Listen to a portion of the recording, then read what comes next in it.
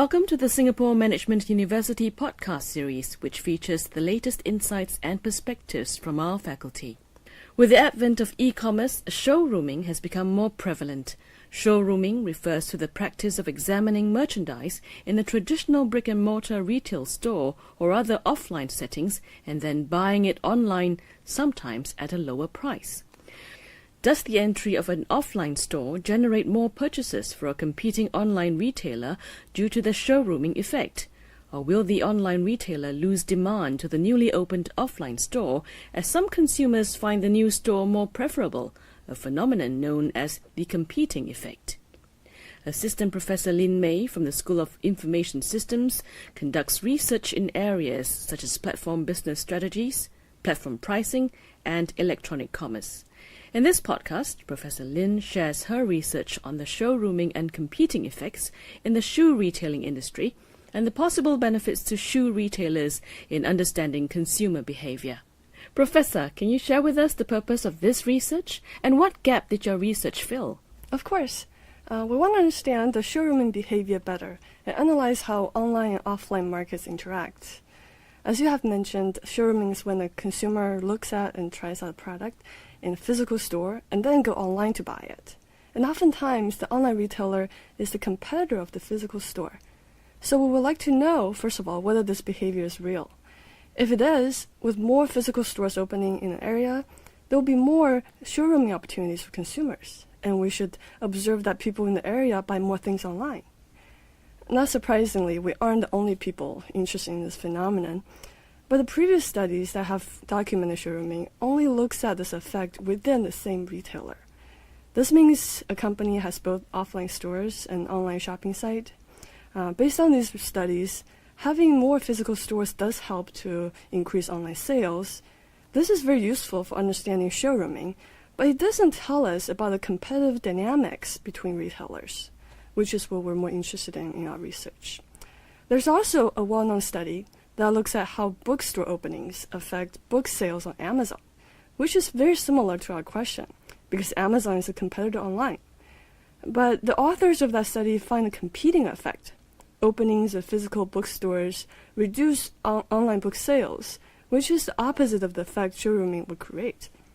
We have gathered related data in the footwear industry in the United States. Shoes are very different compared to books.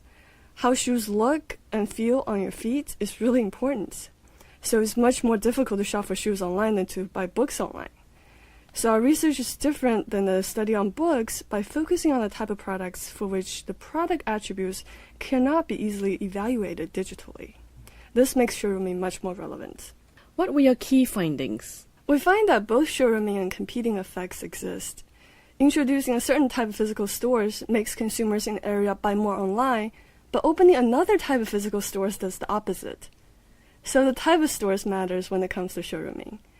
In particular, when brand stores, like Clark's, which only sells their own brand of shoes, come into the area, the nearby consumers buy more of that brand of shoes online. So say when the Clark's store opens, people who live around the store suddenly buy more Clark's shoes online. This is clearly showrooming. More interestingly, online purchases of other shoe brands also go up. So aside from Clark's, people also buy more of Steve Madden, Nine West, and so on. This suggests that brand stores can stimulate consumption with a nice decor and marketing campaigns. However, the store only carries one brand, which may not meet different consumers' preferences, so they may eventually go online to buy. The type of stores that has an opposite effect is what we call mixed stores, which carry different brands, different styles, and often very price competitive. One of this kind of stores in our data is DSW, Designer Shoe Warehouse. The concept is sort of similar to Bata here in Singapore. When this type of stores open offline, consumers in the area actually cut back their online purchases overall. The reason may be that the mixed stores tend to meet customers' demands very well, both in terms of product assortment and price. What insights could footwear companies draw from this research? What are some of the findings that they could potentially incorporate into their company's strategy? The findings can be useful for both online and offline retailers, as well as footwear manufacturers like Clark's. These days, offline retailers are very worried about showrooming, because supposedly people come in the store but then buy from the competitor online afterwards. Our findings are showing how product assortment and price can make a difference. By understanding this, online stores can stay more competitive against the threat of showrooming.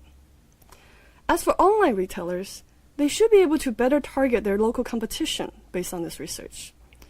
Traditionally, online retailers offer the same product and prices to all customers. Now understanding that offline commerce environment can have these impacts shown in our study, the online retailers can use location-specific marketing and promotion strategies. The insights may be more interesting for shoe manufacturers, which probably supply products to both types of physical stores and online retailers. The findings tease out the dynamics between these distribution channels, so the manufacturer can better plan and manage their revenue streams from different retail channels. Does this research yield any benefit for consumers? The benefit for consumers can be a way to reflect on their shopping behaviors intellectually. We don't often think objectively about how we buy things.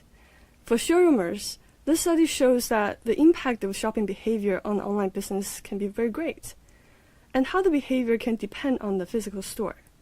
Showrooming consumers may or may not already be aware of these underlying mechanisms. For others who aren't showroomers, the findings may be more surprising. I don't know if the study will change their behaviors, but they'll become more informed of the connections between online and offline markets. Thank you, Professor. Thank you.